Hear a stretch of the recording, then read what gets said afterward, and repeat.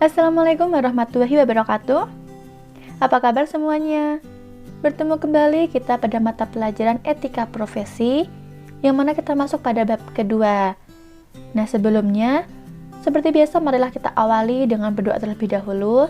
Kita niatkan untuk belajar, untuk mencari ilmu dengan sungguh-sungguh, dengan harapan semoga Allah mempermudah kita dalam belajar pada kesempatan kali ini, dan kita bisa memahami materi-materi yang akan kita pelajari nantinya.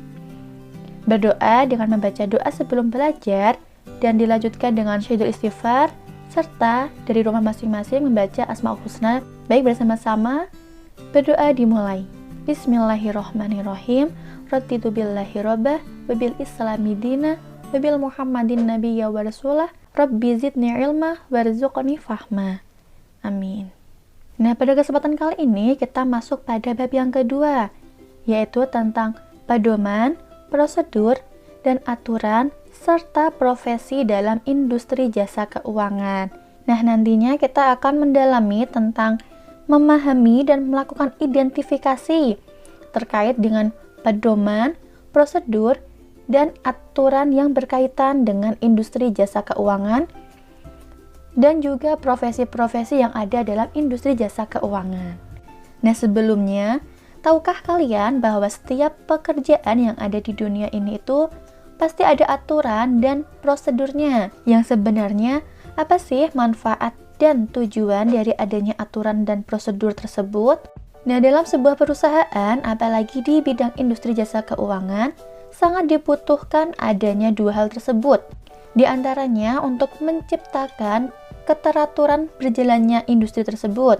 Nah, lantas profesi apa saja sih yang ada dalam lingkungan industri jasa keuangan? Nah, kesemuanya tersebut nanti kita akan bahas satu persatu pada bab kedua ini. Maka dari itu, ikuti terus dan simak selalu penjelasan pada kesempatan kali ini. Jangan lupa disiapkan alat tulisnya untuk nanti mencatat materi-materi yang penting. Sembari dibuka pada file materi e-booknya, agar kalian bisa lebih mendalami dan memahaminya. Nah, kita masuk pada materi. Yang pertama yang harus kita ketahui terlebih dahulu adalah apa saja materi-materi atau submateri yang menjadi pokok bahasan pada bab 2 ini. Yang mana nanti kita akan mengetahui apa saja pedoman, prosedur, dan aturan dalam industri jasa keuangan. Nah, dalam subbab ini nanti akan terbagi lagi. Seperti apa sih itu pedoman kerja dan juga prosedur? Kemudian nanti juga akan dijelaskan bagaimana prinsip-prinsip penyusunan prosedur kerja. Kemudian juga akan dijelaskan arti-arti dari simbol-simbol dalam prosedur kerja. Dan juga tentang aturan kerja. Kemudian nanti kita juga akan mempelajari tentang profesi-profesi dan peraturan dalam industri jasa keuangan, yang mana meliputi tentang profesi dalam industri jasa keuangan dan juga peraturan tentang industri jasa keuangan.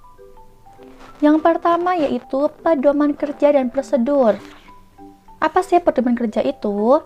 Nah, di sini dapat kita ketahui bahwa pedoman kerja adalah suatu acuan tertulis yang dipergunakan untuk mendorong dan menggerakkan suatu kelompok untuk mencapai tujuan organisasi. Nah, jadi pedoman kerja itu merupakan tata cara ya atau tahapan yang dibakukan yang harus dilalui untuk menyelesaikan proses kerja tertentu, yaitu untuk mencapai tujuan organisasi.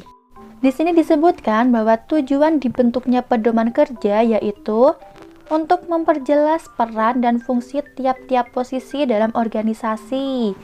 Yang kedua, memperjelas alur tugas, wewenang, dan tanggung jawab dari pegawai terkait. 3. Melindungi unit kerja dan pegawai dari kesalahan administrasi. Dan yang keempat, untuk menghindari kesalahan, keraguan, duplikasi, dan juga inefisiensi.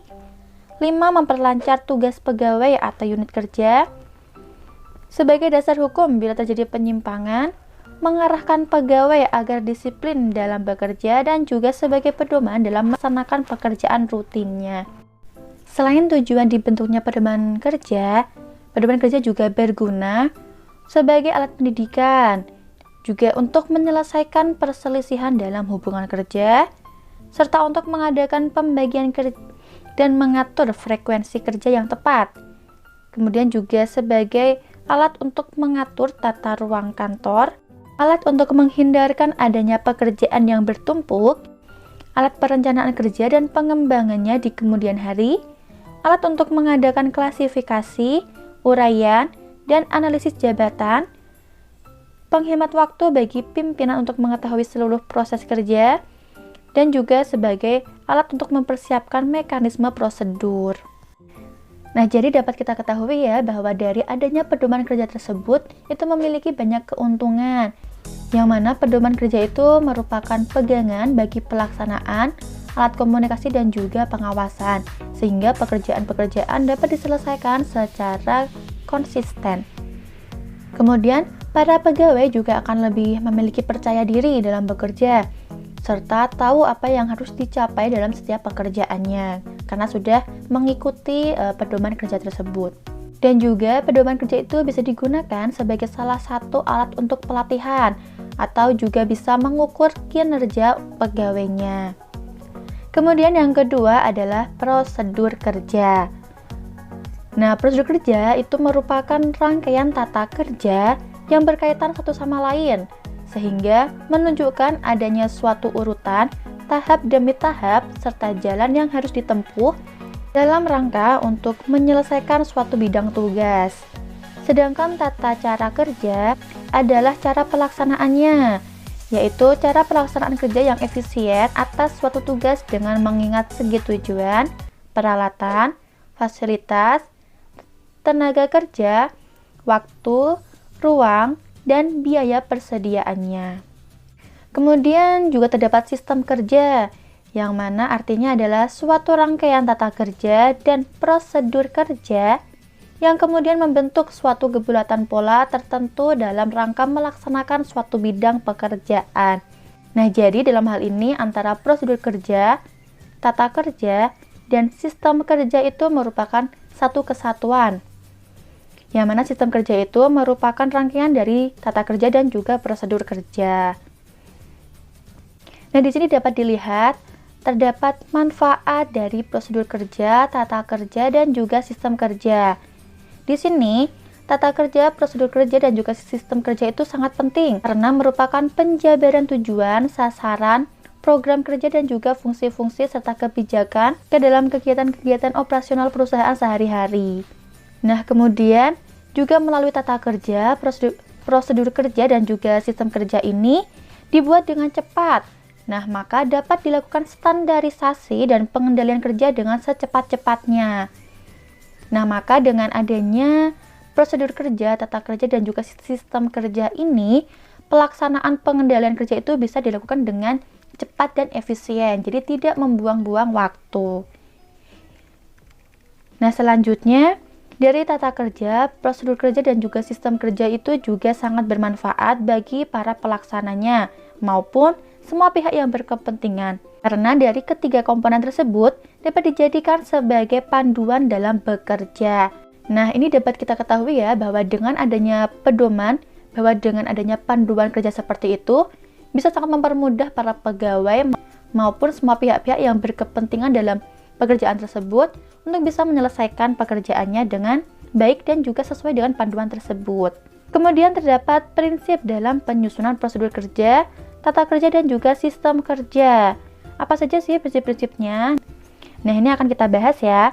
Yang pertama yaitu disusun tujuan, fasilitas, peralatan, material, biaya, dan waktu yang serta luas, macam, dan juga sifat pekerjaan. Ini merupakan prinsip awal yang harus disusun terlebih dahulu. Nah, yang harus disusun yaitu adalah tujuannya, kemudian juga apa saja fasilitas yang diperlukan, kemudian juga peralatan yang digunakan, dan lain sebagainya. Yang kedua yaitu mempersiapkan terlebih dahulu penjelasan tentang tujuan pokok organisasi, skema organisasi, dan juga klasifikasi jabatan. Kemudian juga unsur-unsur kegiatan di dalam organisasi.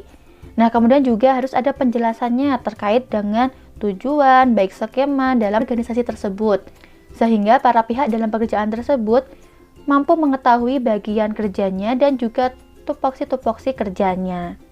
Yang ketiga yaitu setiap satu pokok bidang tugas dibuat dengan prosedurnya. Nah, jadi dari bidang-bidang tugas atau bidang-bidang pekerjaan tersebut juga harus dilengkapi dengan prosedur atau tata caranya, atau bisa disebut juga dengan langkah-langkah kerjanya, sehingga para pegawai atau para pihak yang ada dalam bidang kerja tersebut mengetahui langkah apa yang harus dikerjakan pada saat itu.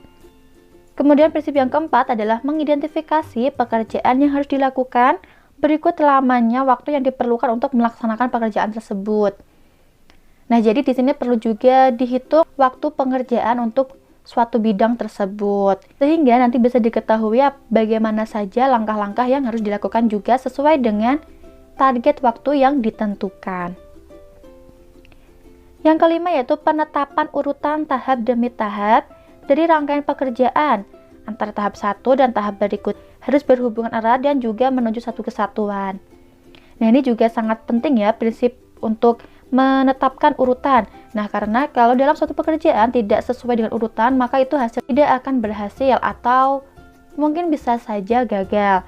Nah, jadi dalam suatu pekerjaan itu harus terdapat tahap demi tahap yang urut, yang mana harus ditaati oleh para pegawai atau pihak-pihak yang bekerja dalam bidang tersebut.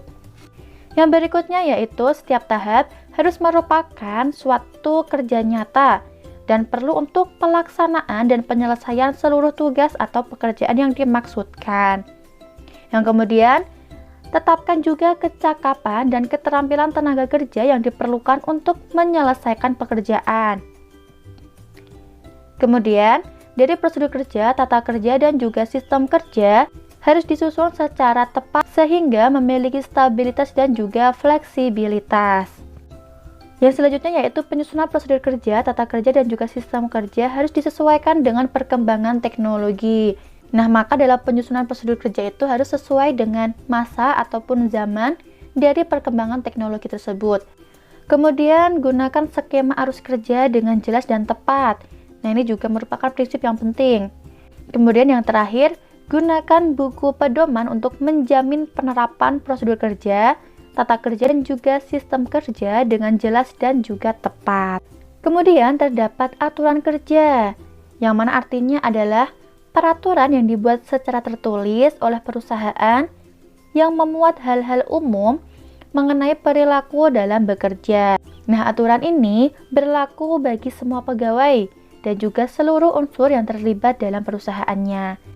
Baik pimpinan perusahaan, atasan langsung dari pegawai yang mana disesuaikan dengan peraturan dari Departemen Tenaga Kerja dan juga Transmigrasi. Berikut ini terdapat beberapa aturan perusahaan, terdiri dari waktu dan kehadiran kerja, kemudian juga ada pakaian seragam, ada juga keselamatan dan kesehatan kerja, serta kewajiban pokok pegawai.